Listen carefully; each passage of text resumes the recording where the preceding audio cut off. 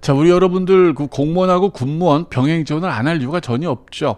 사실 많이 병행을 지금 하고 있는 실정 맞습니다.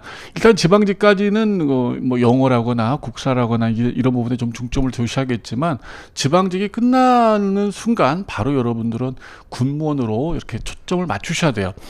그러다 보니까 지금 많은 질문들이 있으세요. 사실은 그 뭐 어떻게 좀 달라지느냐, 뭐 과목에 무슨 뭐 좀 차이가 있느냐, 공부 좀 어떻게 해야 되느냐, 뭐 이렇게들 질문이 많은데 한 대략 두 가지 정도 이렇게 질문이 도는 것 같아요.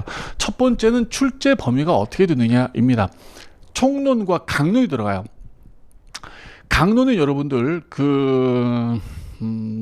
공부를 하셔도 못 푸는 문제가 나온다라거나 공부를 안 해도 풀 수 있는 문제가 나온다거나 좀 공부를 해야 풀 수 있는 문제 이렇게 세 가지로 나온다면 그 전자 두 가지 경우가 대부분이에요. 그러니까 공부를 해도 못 푸는 문제가 나온다. 공부를 안 해도 푸는 문제가 나온다. 이런 경우가 있는데 좀 공부를 좀 많이 했어요. 강론 공부를. 근데 전혀 안 나오는 경우도 있습니다. 뭐 작년 같은 경우는 한 문제도 출제가 되질 않았죠.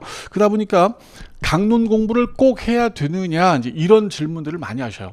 그런데 출제되는 부분이 좀 정해져 있어요. 그 부분을 해야 돼요.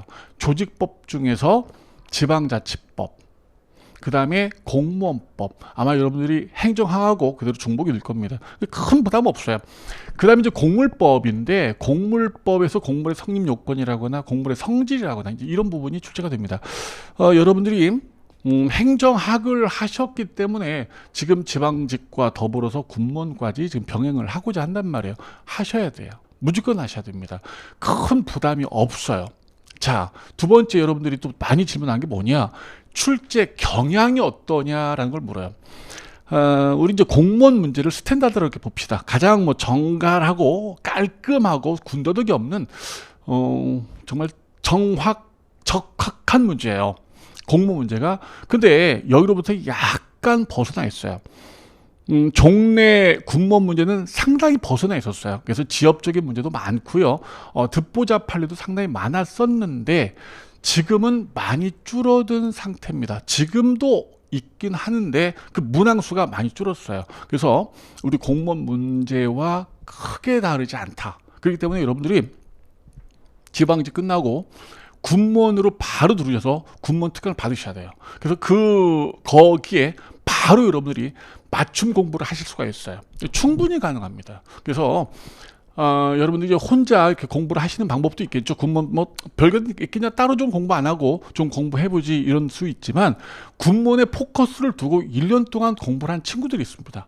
그 친구들이 경쟁자시에요. 공무원 했던 그 친구분들이 경쟁자가 아니라 군무원만 집중적으로 공부한 친구들이 경쟁자시기 때문에 그런 친구들과 더불어 여러분들이 포커스를 조금 달리해야 할 부분이 분명히 있습니다. 크게 다르지 않아요. 하지만 분명한 건 포커스를 하기 위해선 공부를 할 필요가 있다는 겁니다. 그래서 지방직 끝나시면 바로 이제 우리 에듀윌에 환승특강이라는 게 있어요. 그 환승특강을 바로 신청하셔서 군무원 준비를 하시면 뭐 여러분들 많이 봤어요. 제가 그렇게 이제 합격하신 친구들을 지방직, 국가직, 지방직 공부하시고 국가직, 지방직, 군무원 이렇게 바로 또 갈아타셔서 합격한 사례를 많이 봤습니다.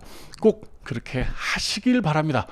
안 할 이유가 없죠. 사실 과목이 똑같은데, 그죠? 여러분들 환승특강에서 만나 뵙도록 하겠습니다. 공무원 합격! 에듀윌